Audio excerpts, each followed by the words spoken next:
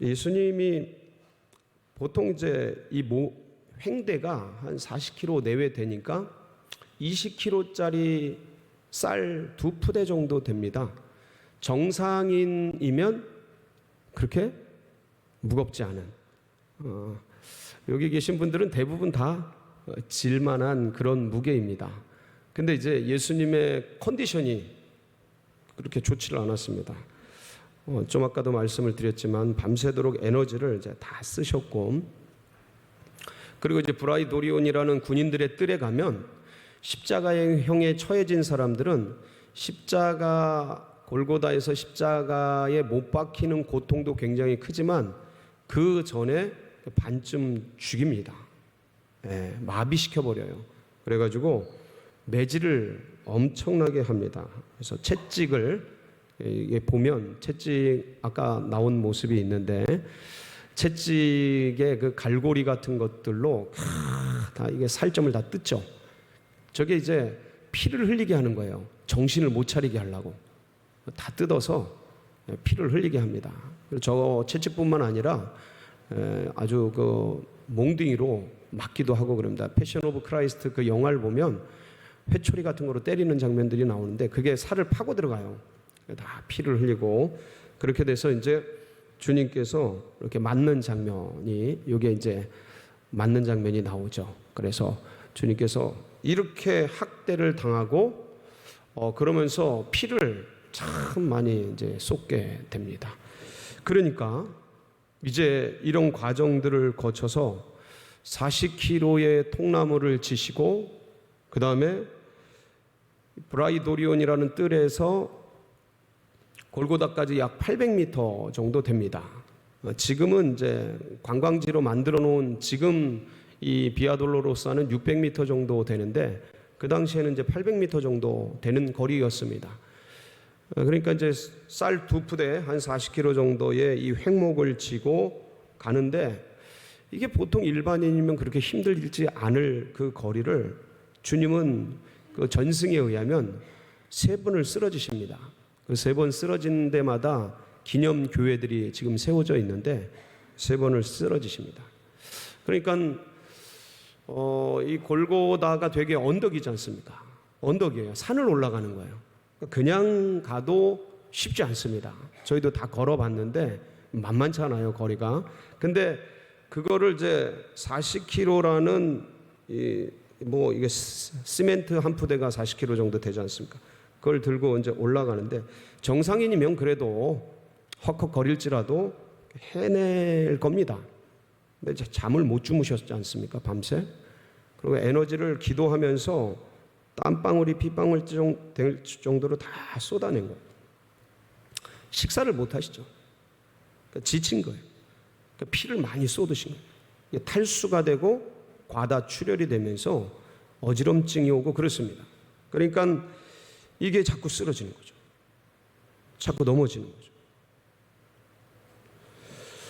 여러분, 죄 없으신 예수님께서 왜 십자가를 지시고 골고다를 오르시고 죽으셨습니까?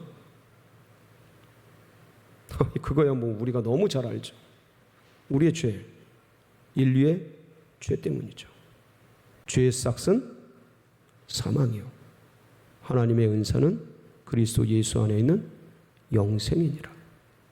죄의 싹 때문에 그래요. 죄의 값, 죄의 대가, 죽음과 고난. 주님께서 우리가 져야 할 십자가, 우리가 가야 할 골고다를 대신 오르신 거죠. 대신 채찍 맞으시고, 대신 몽둥이를 맞으시고. 그러면서 이 군인들이, 오늘 이제 성경에 자세히 나와 있지 않습니까? 예수님을 결코 그냥 두지 않습니다. 네가 하나님의 아들이야? 희롱을 하죠. 가시관을, 중동의 가시, 제가 그 성지순례 가서 좀 봤어야 되는데 보지를 못했습니다. 실제적인 걸 그냥 모양만 봤지. 근데 중동의 가시가 이렇게 손가락만한 길이의 가시라고 합니다. 굉장히 큰 거예요. 그러니까 이게 무슨 작은 칼이죠. 이 정도면 그런 걸 엮어가지고 예수님 머리에 네가 왕이냐? 왕관 써야지. 확 갈대로 두들기고, 그러니까 이 박힌 가시들이 피를 쏟아내지 않겠습니까? 뭐 채찍으로 맞으셨지, 몽둥이로 맞으셨지, 다리에, 몸에, 머리에 피가 쫙. 저주 가운데 죽을 운명인, 영은 이미 죽었고 육도 따라 죽을 운명에 놓인 이 인생들을 위해서 어떻게든 그 창조주께서 지은 피조물 어미가 자식 새끼 어떻게든 살려보려고 그러듯이 주님께서 친히 그 길을 걸어주신 것, 우리 때문이고 나 때문이죠. 그렇게 골고다의 거친 길을 비틀거리며 힘없이 한 걸음 한 걸음 옮기는 순간 쓰러지십니다. 또 일어나서 걸음을 가는데 군인들이 보니까 이게 못 갈 것 같은 거죠. 군인들은 이제 이런 과정을 한두 번 겪은 사람들이 아니지 않습니까? 그러니까 보아하니까 체력이 안 되는 걸 그냥 아는 거죠. 그 주위에 있는, 이게 대신 누군가 십자가를 져야 될 텐데 건장한 사람을 이제 찾는 거예요. 건장한 사람을 찾는 거예요. 그래서 딱 보니까 아주 시골에서 올라온 힘께나 쓰게 생긴 검게 그을린 아주 다부진 사람을 발견했어요. 그게 누굽니까? 그게 구레네 사람 시몬이에요. 얻어 걸린 거죠. 군대에서 차출당하듯이, 군대는 어차피 군 생활을 해야 되니까 뭐 차출당해도 그게 그건데, 이거는 안 져도 되는 건데 아주 그렇게 딱 걸린 거예요. 걸려가지고 십자가를 대신 지게 된 거죠. 여러분, 근데 구레네 시몬 입장에서 한번 내가 구레네 시몬이라면 어떨까? 그때 기분이 어땠을까를 생각해 보자면 되게 어이가 없었을 것 같아요. 왜냐하면 수많은 사람들이 지금 보고 있고 이게 좋은 일이 아니고 뭐예요? 역적들, 흉악범들, 강도들이 매는 십자가란 말이에요.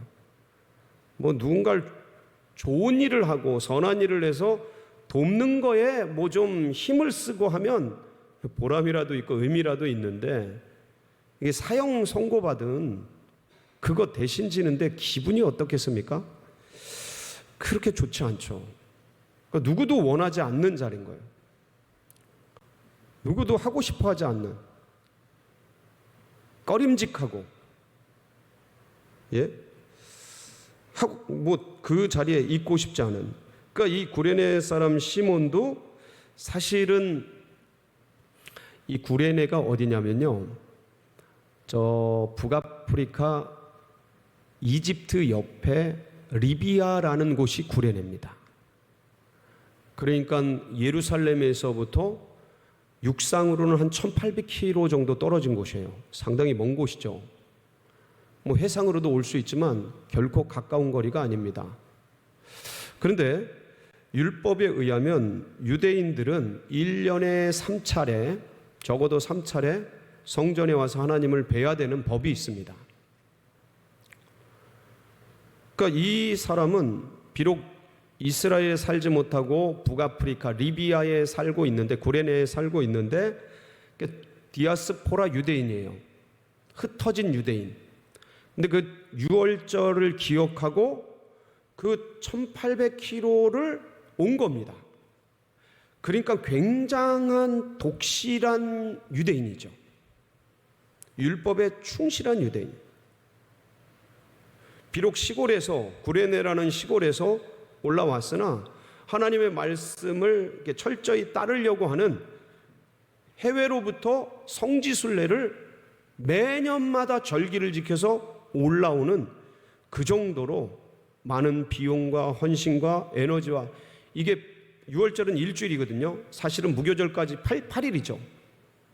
그러니까 이거 기본을 지키고 그 비용을 다 대고 하는 그런 과정을 아낌없이 하는 독실한 유대교인인 거예요. 근데 이 사람이 시골에서 올라오다가, 구레네에서 올라오다가 얻어 걸린 거예요. 그러니 기분이 어떻겠습니까?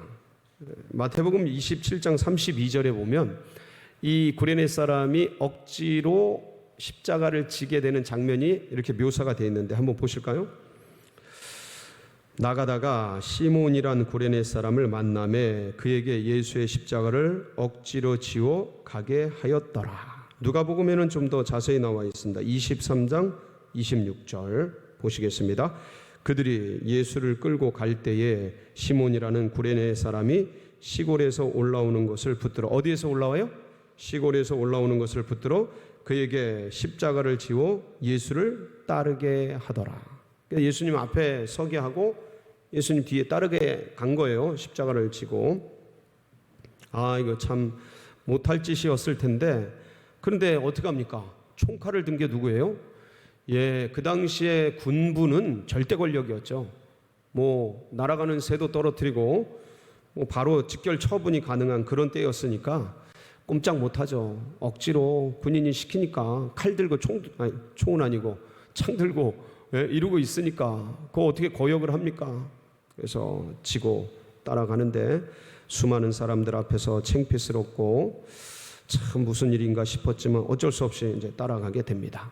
자, 브라이토리온에서 군인들의 뜰에서 골고다까지 약 800m입니다. 800m인데 언덕으로 되어 있습니다.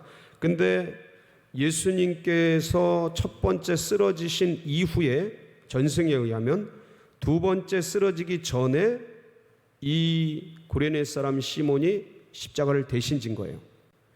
그러니까 군인들이 예수님이 첫 번째 쓰러지는 걸 보고 더 이상 못 버티겠구나를 판단을 하고 대신 구레네 사람 시몬에게 십자가를 지은 거죠. 800m 길이에서 200-300m 3분의 1 지점 정도 갔다고 생각하면 나머지 500m 이상을 같이 걸어간 거예요. 누구랑? 예수님과 구레네 사람 시몬이. 화가 났겠죠. 이런 얼척없는 일이 일어날까? 왜 나한테 이런 일이 생기게 할까? 진짜 기분 좋게 절기 지키러 왔는데 잡쳤다. 별 생각. 없게도 이 나사렛 이단, 이 파렴치범, 이런 식으로 그냥 마음속에 있는 분노와 이런 생각을 적대감을 가지고 막 나머지 500m가량을 걸었지 않겠습니까? 그런데 지난주 우리가 십자가 오른편 강도가 받은 축복에 대해서 같이 나눴습니다. 십자가 오른편 강도가 처음에는 예수님을 욕했죠, 같이. 그런데 예수님이 가상 7원을 하는 모습을 보면서 감화를 받는 겁니다. 어떻게 저렇게 반응을 할 수가 있나? 그러면서 예수님 영접하고 예수의 당신의 나라가 임할 때에 나를 기억하소서 하면서 네가 오늘 나와 함께 낙원에 있으리라 구원받는 그런 장면을 우리가 살펴봤습니다. 예수님을 만나면 흉악범도 바뀝니다. 구레네 사람 시몬이 500여 미터를 걸어가면서 성경에는 다 묘사가 안 돼 있습니다. 근데 우리는 알 수 있는 거예요. 좀 이따가 그 근거를 말씀을 드릴 겁니다. 걸어가면서 예수님이 고요한 모습, 보통 분노하고 화내고 나를 이렇게 취급하고 사형 판결을 내린 원수들, 로마의 군인들을 향한 적개심, 분노 이런 것들을 원망, 불평 표출하기 나름인 그러기 마련인데 이 예수님은 전혀 그런 모습이 보이지 않는 거예요. 고요하고 힘들어하지만 평온한 모습으로 골고다를 올라간 거죠. 그러면서 가면서 뭐라 그러냐면 그 양쪽의 도열에서 슬피 울고 또 따라오면서 예수님의 십자가를 따라오면서 슬피 우는 연인들, 그 로마의 서슬퍼런 유대교의 서슬퍼런 권력 앞에 다 드러내진 못하지만 그러나 벙어리 냉가슴 앓듯이 예수님 메시아 되신 저분을 죽이다니 하면서 슬픔 속에 따라오는 여인들이 상당히 많았습니다. 근데 그들을 바라보면서 주님이 뭐라 그러셔요? 기도해 주십니다. 누가복음 23장 27절 28절인데 같이 한번 보실까요? 같이 읽습니다. 시작. 또 백성과 및 그를 위하여 가슴을 치며 슬피 우는 여자의 큰 무리가 따라오는지라. 예수께서 돌이켜 그들을 향하여 이르시되 예루살렘의 딸들아 나를 위하여 울지 말고 너희와 너희 자녀를 위하여 울라. 나를 위해 울지 말고 너희와 너희 자녀들을 위해 울라. 이 목소리 들으면 알잖아요. 이게 화난 목소리인지 진짜 위하여 하는 목소리인지 슬픈 목소리인지 짜증내는 목소리인지 들으면 압니다. 그 목소리로 인격을 판별하는 분들도 상당히 많습니다. 목소리는 속이질 못한다 그래서. 근데 언짢은 기분 속에서 십자가를 대신 지고 가는 구레네 시몬의 귀에 예수님의 음성이 들리는 거예요. 그 고요한 모습이 보이는 거예요. 그 패션 오브 크라이스트라는 영화를 보면 이 구레네 사람이 십자가를 들고 두 번째 쓰러지는 예수님을 들쳐업고, 그러니까 엎지는 않고 들쳐가지고 이렇게 어깨동무하면서 갑니다. 그 피 범벅이 된 얼굴 속에 그 선량한 눈빛, 고마움을 전하는 예수님의 그 마음, 이런 게 다 느껴지죠. 다 느끼지 않습니까, 사람은? 그러니까 이 과정 속에서 예수님을 지고 업고 끌고 십자가를 대신 지고 가는 과정 속에서 이 구레네 시몬이 예수님을 만나는 겁니다. 예수님을 만나는 사람은 다 변합니다.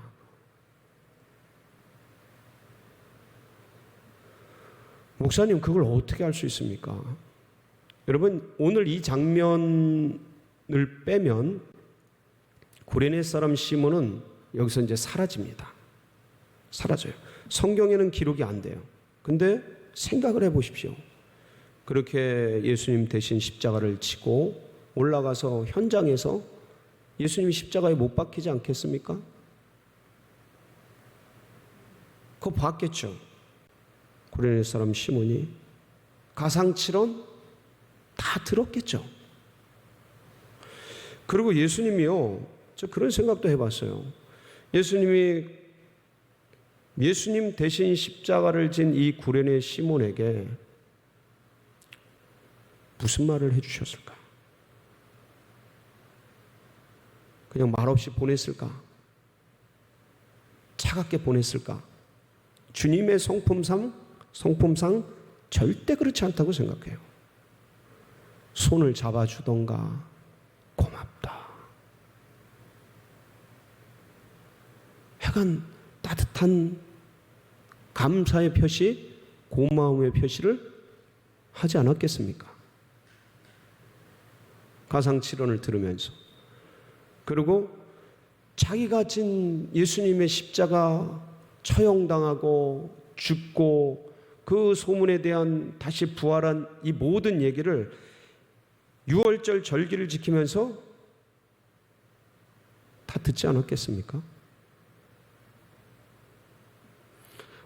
이 구레네 사람이 예수님의 제자가 됐다, 예수님 부활하신 예수님을 만났다, 이런 기록은 없습니다. 근데 구레네 사람이 신앙을 받아들인 흔적을 한 구절 발견할 수 있습니다. 어디서 발견할 수 있냐면 로마서 16장 13절입니다. 한번 보실까요?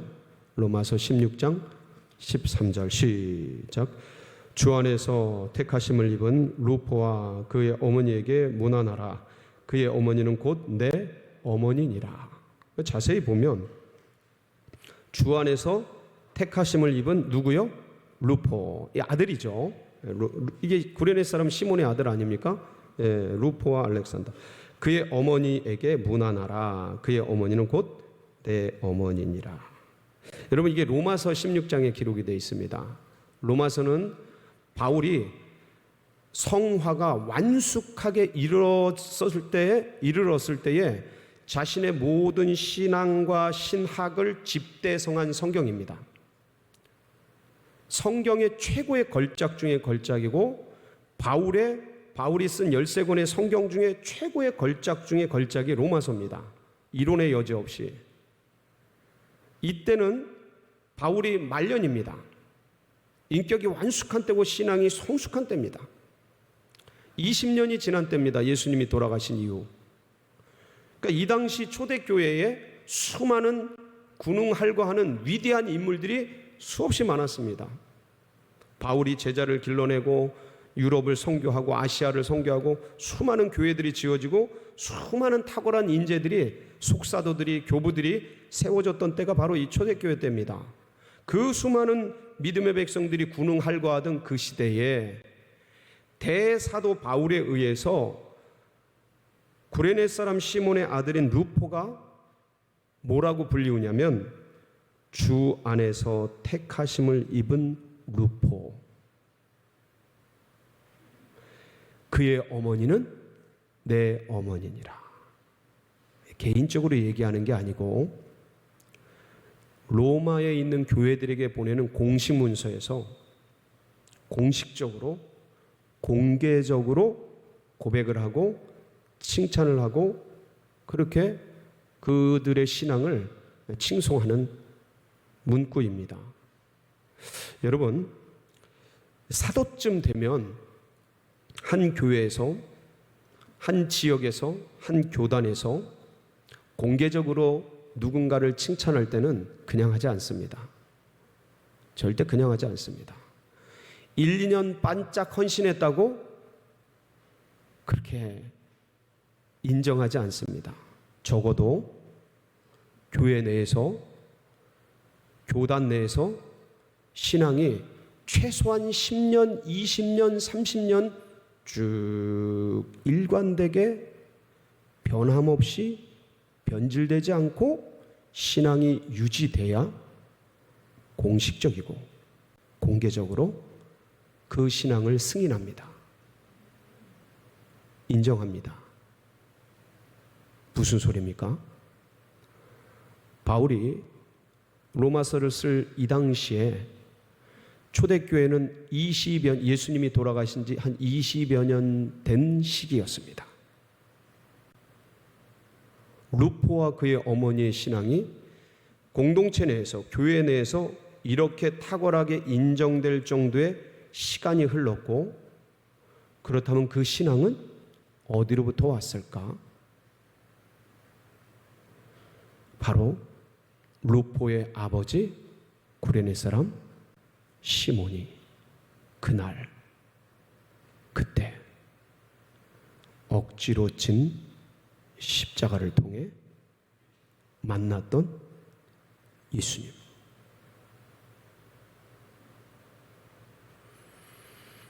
그분에게서 예수님이 누구신지, 예수님이 어떤 분이신지를 알게 되고, 그리고 그는 예수님을 구주로 영접하고 그 신앙과 그 유산을 자녀들과 아내에게 전수를 했던 것이죠. 이게 교회사에서 증거되고 있는 고증된 자료입니다. 사랑하는 성도 여러분, 이렇게 억지로 졌는데, 우연찮게 졌는데, 어거지로 졌는데, 본인도 구원받고 가족도 구원받고 부인도, 바울이 그 루포의 부인의 신앙이, 이 구레네 사람 시몬의 신앙이, 그 아내가 얼마나 탁월한 신앙을 가졌는지, 루포의 어머니는 내 어머니라. 그러니 교회도 어머니처럼 섬기라는 소리거든요. 얼마나 탁월한 신앙을 가졌는지, 얼마나 뜨거운 기도와 말씀의 감화와 은혜를 가진 여인인지, 이 신앙이 바로 그렇게 억지로 졌던 구레네 사람에 의해서 전수가 됐던 것이고, 그 믿음이 가족들과 가문을 이렇게 번성하게 하는 복된 역사가 되었던 것입니다. 주님은 우리를 위해서 우리의 십자가를 대신 져주셨습니다. 이제는 우리가 그 십자가를 마땅히 져야 할 때입니다. 그래서 내가 주의 십자가를 지고 가는 것, 이거는 너무나 자연스러운 일입니다. 누가복음 9장 23절에서는 이렇게 말씀하고 있습니다. 그래서 아무든지, 같이 읽습니다. 시작. 아무든지 나를 따라 오려거든 자기를 부인하고 자기 십자가를 지고 나를 쫓을 것이니라. 예. 주님의 십자가를 지고 주님의 길을 걸어가야겠죠. 그런데 어느 때는 이게 기쁨으로, 자원함으로, 즐거움으로 이게 될 때가 많습니다. 예배 나오는 것, 기도하는 것, 말씀 보는 것 참 좋을 때가 있습니다. 행복할 때가 있어요. 그게 힘이 되고 능이 되고. 그런데 어느 때는 주일날 교회 한번 오는 거, 새벽에 예배 한번 깨우는 거, 기도의 자리에 나가는 거, 말씀 묵상하는 거, 전하고 복음을 증거하고 굉장히 버거워질 때가 있습니다. 어려워질 때가 있어요. 기억하십시오. 그때마다 신앙이 무거워지고 힘들어질 때마다 십자가는 억지로라도 지고 가야 한다.